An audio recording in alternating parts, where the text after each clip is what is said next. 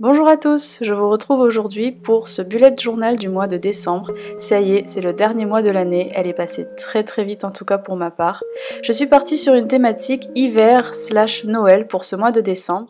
Pour cette page de présentation, j'ai décidé de partir sur une boule à neige assez imposante.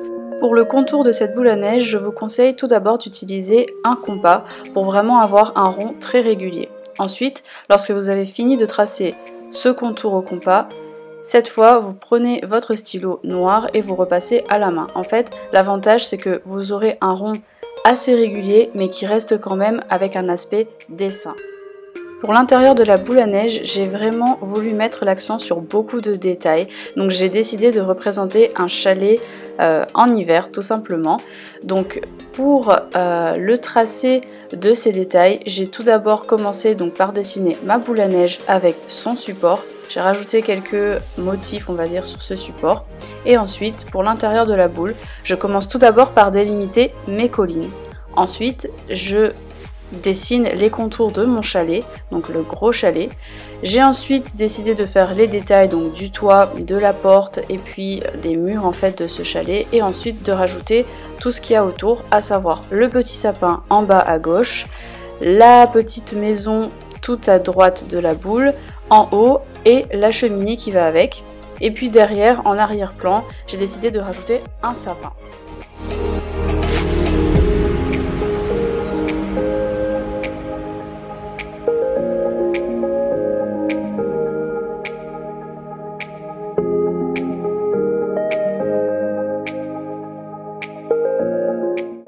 Pour dessiner un sapin, rien de plus simple. Vous commencez par le petit chapeau du dessus avec des ondulations éloignées. Ensuite, vous alternez avec une bande à ondulation beaucoup plus rapprochée, une bande plus large avec des ondulations souples et ainsi de suite.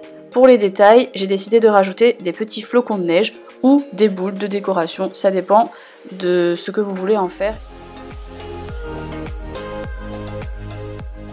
Pour mes collines, je dessine donc les chemins qui mènent vers les chalets et j'ai décidé de rajouter des petits flocons de neige en fait parce que je trouvais que les collines faisaient beaucoup trop vide, donc j'ai voulu rajouter ces petits détails.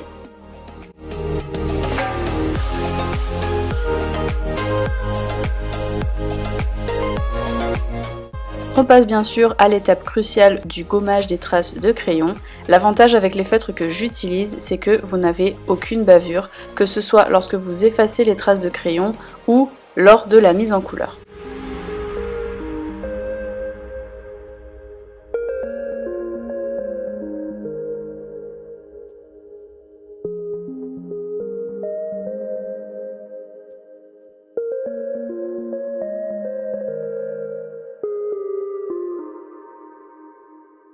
Et voilà notre page de présentation du mois de décembre. On passe maintenant à la mise en couleur. Donc comme je vous le disais un peu plus tôt dans la vidéo, l'avantage c'est que je n'ai pas le noir qui déborde sur ma couleur ou vice versa. Donc je vous mettrai toutes les références des stylos que j'utilise dans la barre d'infos.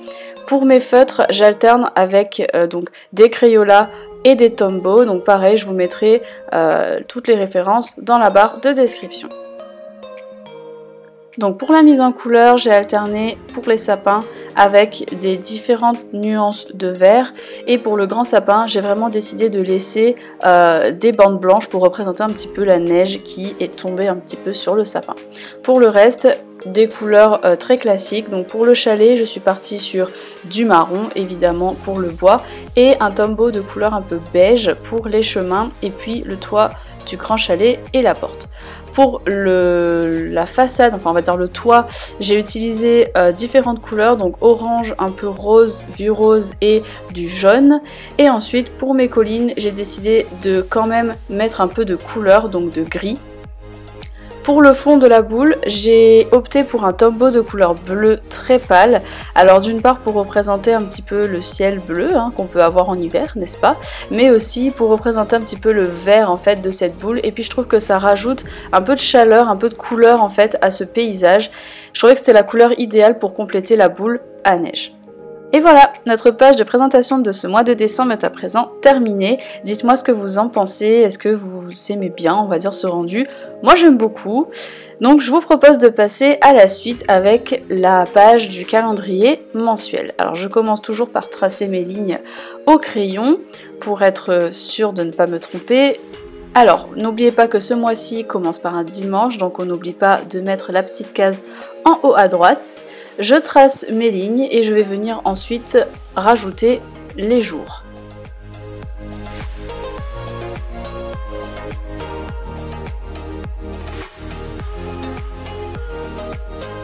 J'utilise toujours deux couleurs différentes, une pour représenter les samedis et les dimanches et une autre pour représenter tous les jours de la semaine.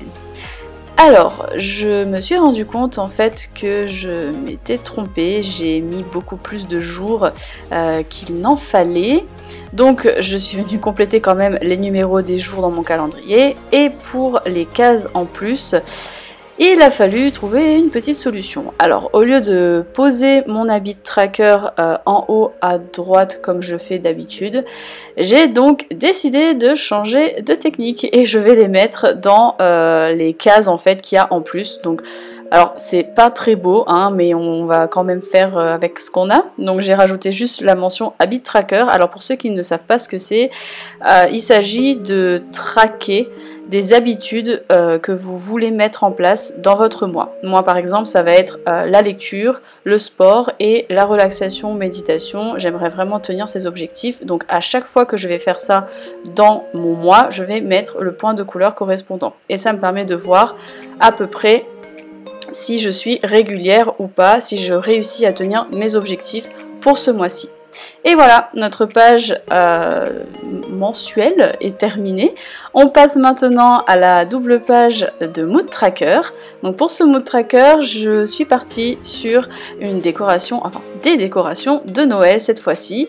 Donc je suis partie sur la représentation de boules de Noël et de sucre d'orge.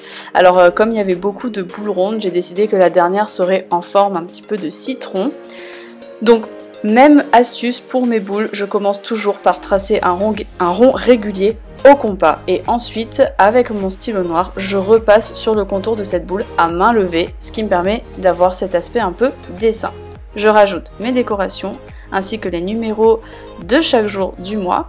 Donc pour ceux qui ne savent pas ce que c'est qu'un mood tracker, il sert aussi à traquer les humeurs du mois. Donc chaque jour correspond à une case et on va venir en fait la colorier en fonction de notre humeur du jour. Donc il y en a qui font par rapport à leur état d'esprit. Alors par exemple si vous êtes fatigué, vous allez mettre une couleur et colorier la case correspondante. Si vous êtes stressé, si vous êtes joyeuse, contente, etc. Moi je fonctionne plutôt par smiley, donc je vais vous montrer un peu plus tard dans cette vidéo. Pour la représentation du sucre d'orge, alors deux solutions. Soit vous commencez par le nœud et ensuite vous rajoutez du coup le contour du sucre d'orge et les rayures. Soit vous commencez par le symbole du sucre d'orge, donc les contours, et ensuite vous rajoutez le nœud par-dessus avec les rayures.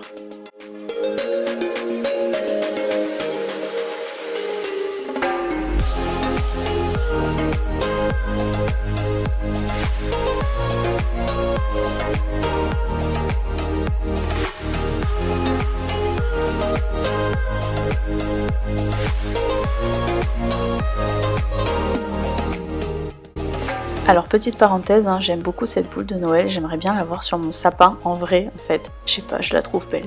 Voilà, donc pour la dernière boule je suis partie sur une forme un peu plus en citron et j'ai tout simplement rajouté mes motifs à l'intérieur. Alors j'ai fait plus de cases qu'il n'en faut pour ce mood tracker, donc je vais venir rajouter des couleurs un peu plus tard, donc qui ne sont évidemment pas dans le mood tracker que j'ai choisi.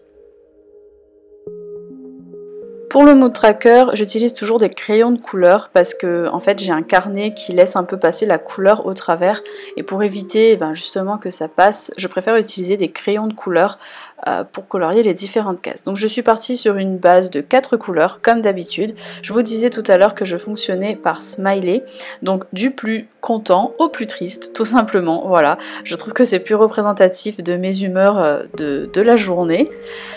Donc voilà.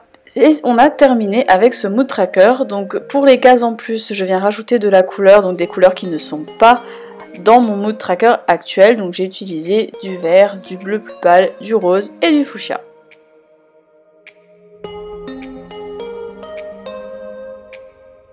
Et voilà, notre mood tracker de ce mois de décembre est à présent terminé. J'aime beaucoup le rendu, j'espère que vous me donnerez vos retours vous aussi.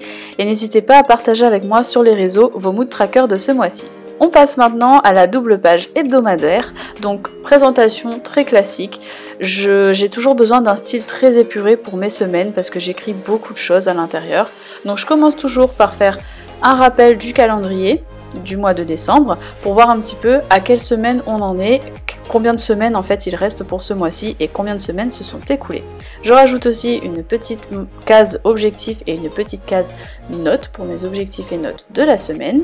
Je suis partie sur des sucres d'orge. Alors pourquoi? Parce que je trouve que c'est un motif très facile à faire, très rapide, et pour les doubles pages hebdomadaires en général j'aime bien quand c'est rapide.